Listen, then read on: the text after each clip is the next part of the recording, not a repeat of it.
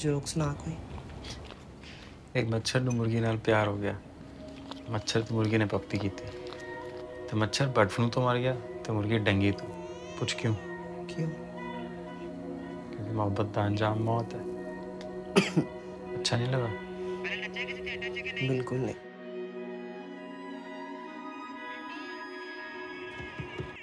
Excuse me. Hey. Hey man, what are you watching? Joyland. ਕੰਮ ਕੀ Theatre manager.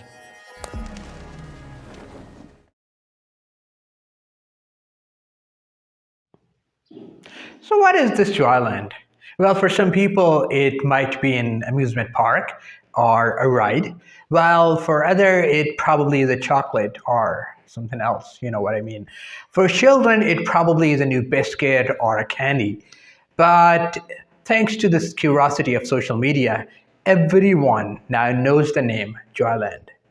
Now dig deep into it. Now, for those who actually know what I'm talking about, and they know it's either a film or drama, something related to media or social media, and they are expressing their opinion, well, we do respect their opinion, but we probably might need to dig more deeper and understand more on what we actually are talking about. Today, the Joyline we are going to be talking about, it's actually a tender love story of a boy falling in love with a transgender, which is very unique or probably unconventional, for some people inappropriate, and for some very strictly this should be banned.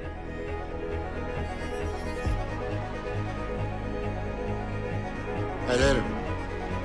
Before we dig deep and really understand what Joyland is all about, let us figure out the very key word that I already used, and that is transgender. Now, in our society, there is this term khoosatfilms, which a lot of people confuse with transgenders, but they are not transgenders. A transgender person is someone who is actually, let's say, a male, but they claim their gender as female, or they dress like female for any reason, for their choice. They have their own opinion, and we are not going to dig deep into it right now, whether that opinion is right or wrong, whether are we going to criticize it or appreciate it, because I personally feel I'm not the right authority. But we are going to explain who transgenders are and what is this Joyland about, where a boy falls in love with a transgender. Now, a lot of people are condemning and objecting and prohibiting and actually showing anger on whether such movies and dramas and books should be banned.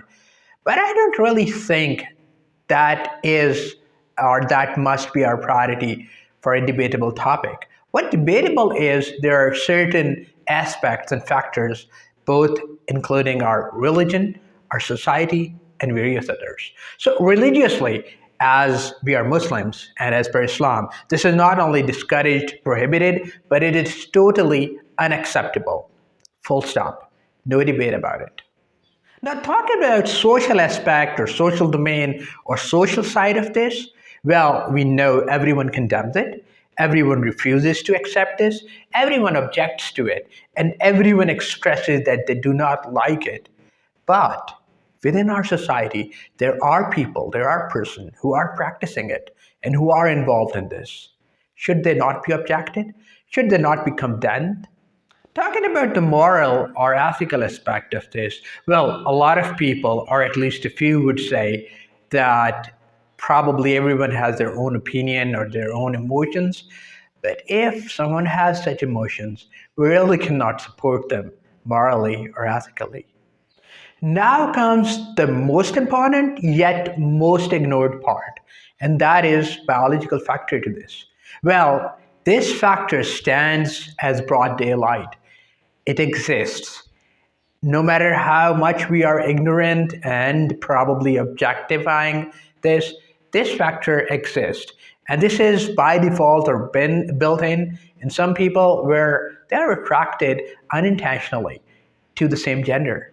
So even if they're trying intentionally not to be, unintentionally, physically, mentally, emotionally, they are attracted to same gender. And that is a fact. We really cannot deny it. There is no denying in it. It's a fact as a broad daylight, as I mentioned.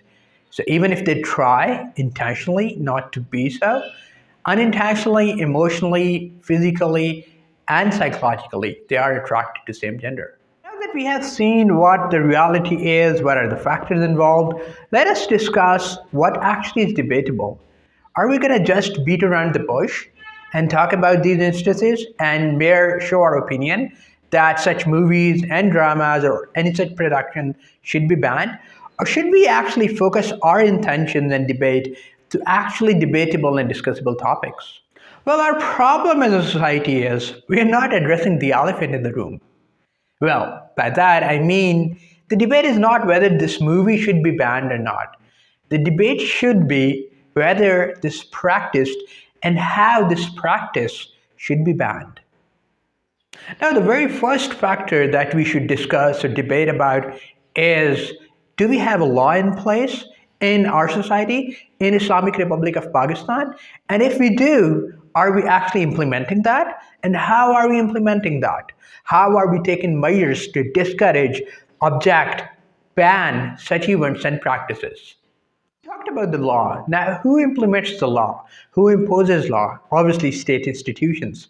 Now, we know about the Film Censor Board. They are very active in banning such content and giving them certificates and making sure that no such film displays in country or a certain province.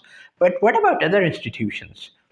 We are listening and there are rumors about gender transformation, gender change operations. Well, what other institutions are doing to ban those practices? Well, let's just take a step back. We have talked about institutions. Well, talking about the film or drama censor board or approval board, well, some people might say this very film is probably against the teachings of Islam. Well, I would ask them, are the other dramas and films that we are producing, are they halal? Are we really implementing the teachings of Islam in those dramas and films? Are we actually showing what Islam is all about through those dramas and films? Is everything halal in those dramas and films that we are producing and we are broadcasting now on our private channels? Well, now we come to the most crucial and vital part. Who is actually responsible? And what most debatable is who should be held responsible, and after that we can take actually an action to either ban or abolish those practices. Is it the society who is responsible? Is it the religion? Well, a lot of people definitely would object me saying that. But who is actually responsible? Are they the parents? Is that the upbringing? Is it the school or college? Is it our society? Who is actually responsible for such practices? Who is actually responsible for a person to feel that way? Is it the person himself? Is it his upbringing? Is it his society and school? Or is it the government who is responsible for a person to feel like that? So again, we are debating on subject where whether a film or a drama or a book on a non-fictional topic addressing society's evil practices should be banned or not. Well, that is actually not debatable at all. The debate should be whether and how such practices and such elements should be banned. Back to our subject, whether or not these films should be banned, which is not actually debatable, I would like to address your attention on why Malik was banned or why Javed Iqbal was banned. Well, media gave all the attention to the actual incident. A lot of newspapers wrote about it. A lot of TV reporters reported about it. But why was the film banned when that is actually a non-fiction story? Well, let's talk about Malik first. Well, Malik, there is no such and not even a single factor that probably has something not aligned with our religion or society. Well, that certainly is exposing a lot of our corrupt system and corrupt practices and how corrupt feed like parasites on nation, but there was nothing that could be banned. I personally watched that film. There was not a single scene, not a single song that probably would not align to our social or religious norms. Why was that banned? It is still available to a lot of platforms, and probably everyone who has heard about Malik being bad, they have watched that film, including myself. So what's the point? What happened to Javed Iqbal, which is actually based on true events and a factual story? Now, that film is a non-fiction story based on true event, and when the actual incident was reported and the culprit was brought to justice, a lot of newspapers, news channels, they reported it. A lot of columnists wrote about it. But when someone made and created a film with all the details and the cause and root of fact, that film got banned. Now, the same film overseas, it's getting standing ovations, it's getting nominated for a lot of international awards. But here, back home in Pakistan, it's our production, and we banned that movie from the viewers, from the society that has been part of the very incident, and that very incident shook the entire nation to the core. Well, I would like to also address your attention on the not so recent but the sad incident on Zainab that happened in the largest populated province, Punjab. Well, that incident happened, and every news channel, every newspaper gave coverage. So much so, ridiculously, a lot of journalists actually went up to the culprit and interviewed the culprit. A lot of TV channels and talk shows invited the father of the victim girl to interview him and talk about his emotions and how does it feel and how does it feel like, how should the culprit be treated. But now, if someone decides to make a film or drama on that incident, I'm sure that must be banned too. Well, some authorities and institutions might claim that they would object or ban or probably not allow such productions to save the victims or the families from the pain, the excruciating pain from that incident. Well, with due respect, I do agree. But what about all the news coverage, the real-time coverage with real names and real footages and real photos and videos of such incidents? Why would you not ban that? Why would you not? Why would the authorities not take action banning that? Well, whenever such production is made, it is after due consideration and consent. It is a research and massive, hectic research work involved whenever such production is being made. And allow me to say this, it also shows how you can actually avoid any such incident to happen in the future. So it is vital to our society to actually, go through that experience of watching those incidents in a picture or in a film or in a drama kind of format instead of watching those sensational real-time news. Well, now that we have talked about the films that have been banned, let's talk about films that were not banned. Well, to your surprise, I'm not talking about any Pakistani films. I want to actually discuss our neighboring country, who have actually much bigger and much wealthier film production units. Well, our neighboring country has addressed pretty much every single evil practice, every single issue that they have been facing. They have made films about corrupt police. They have made films about corrupt politicians. They have exposed the military scams. They have made films on that. They actually made films on the separatist movements as well. They also made films on their controversial government policies about the politicians doing mess with the country and the policy and the nation. And they have pretty much made films on every aspect of every religion being practiced in that country. And yet, not a single film was banned. Well, they do issue certificates based on the nude scenes or adultery in that film, and we respect that. But talking about the topic, the issue which is addressed in that film, they never banned that. Here's another debatable question, or actually a question for you guys and for our censor board too. Why does the neighboring country's censor board not ban the film? Well, why would they not let such films to go down the drain?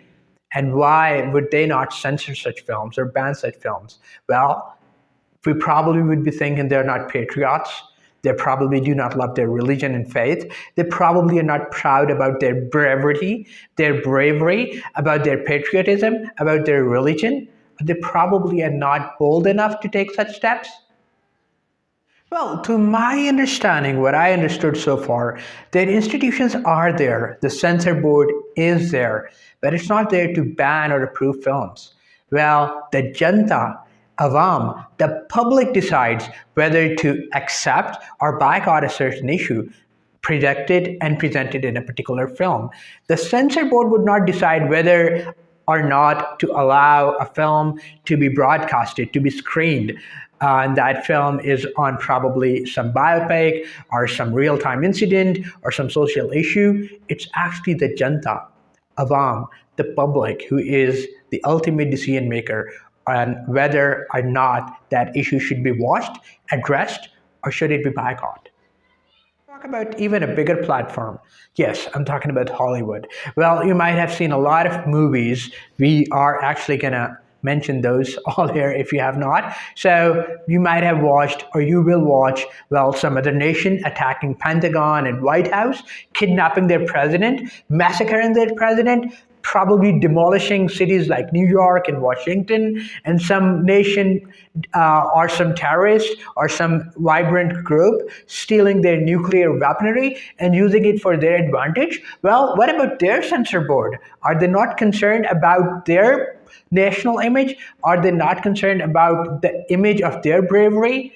Well, they are a superpower. They could have claimed that, well, you cannot show any such incidents in the movie because that would show our weak image, that will probably put a negative image of our nation, that would put a question on our military strength. Well, they do not do that. They actually address all such issues and they show all such incidents, which are obviously fictitious and fiction based, but they do allow such films to be presented and screened. Well, here comes the question again. Why do they not ban such films? Why they let their audience, their viewers, their nation watch such movies? Well, again, to my understanding, because they're not insecure of their maturity. They're not insecure on whether or not the public is mature enough. They believe that the public can interpret, observe, understand, and then decide what is good and what's harmful for them. Time for a reality check, guys. Well, now that we have talked about the neighboring country, the Bollywood, the Hollywood, the first world countries, let's dig the issues into ourselves. What kind of fears are we facing? What kind of phobias are we living? What are we scared of? Well, I guess the first fear that we are living in is the fear of getting exposed. We are afraid of getting exposed, of people and other nations knowing that we probably have faced such circumstances or we actually live in those circumstances. There could be another fear, and that is that we are afraid of seeing our own reflection. We are afraid of accepting and looking at our own deeds. Or are we living in a fear of our fantasy of optimism and we are afraid that accepting reality, looking at our own reflection, and getting exposed to the world will actually break our fantasy, demolish our dreams, and we would have to acknowledge that the so-called positivity or optimism, it was never there. It's never here. And probably under the same circumstances, it's never going to be. The dilemma is that we are Zindacom, but that Zindacom is very occasional and is very specific and it's very special on certain events, certain probably mishaps, or certain occasions. And for the rest of the year, for the rest of our lives, we're not that Zindacom. We just become ourselves, who we actually are. And again, the most important, most vital, yet most ignored fear of our lives. And that is, are we too scared? Are we too immature? Are we too insensitive? Are we too insensible for getting exploited, for getting spoiled, for actually losing our values and norms, for forgetting our religious teachings, for ignoring our upbringing, and for demolishing our social, our cultural, and our moral values if we actually see this happening apparently? Why are we not sensible enough? Why can we not be mature enough to actually interpret? Why can we not be mature enough, sensible enough, and understanding enough to actually interpret, understand, and decide whether or not we understand the motives, the theme, the symbol in all such films and dramas and stories? Are we those insensitives, dumb idiots who would actually get spoiled, who would actually adopt on what we are seeing on screen and not understand what's the motive behind that, not understand what's the storyline behind that, not understand the message actually these producers, writers, screenplay writers, and dialogue writers actually want to express to their society? Are we actually sensible, mature, and understanding enough to interpret, understand, and decide all these things? And probably someone else is afraid of us, and they are living in a fear for us to understand and finally decide for ourselves on what is good or harmful for us. So, am I not a man enough and mature enough that I'm afraid that if I would watch Joyland, I would probably start feeling like a gay? To conclude today's subject matter, I would like just to say that you don't need to be concerned about our faith, about our patriotism, about our national unity or humanity, and about our respect and cultural values. I am a Pakistani and I'm mature enough, I am decisive enough, and I'm understanding enough to decide what good's for me. Are really concerned about public, it's better to do your job. It's better to reform your own organization. It's actually better to know how to do your job. And then the public is going to decide if you're actually eligible after doing your job. In any form, whether it's book, it's film, it's drama, or some other form of literature, it's actually a reflection of society. And if we're not courageous enough to look at our reflection, we probably need to work on ourselves. Only then can our reflection change. It never happened that someone showed something in a movie and society started doing that. Well, no, that's not reality. Whatever is happening in society, it's reflected in literature, in our films, in dramas, in books, in stories. So we need to work on ourselves, and you need to work on yourself if you want to change this reflection, which is actually our own image, which is actually a reality. Well, that is all for today. Thank you very much for bearing with us, and stay tuned for more videos like this. बस कर दो अपना मुंह बंद कर दो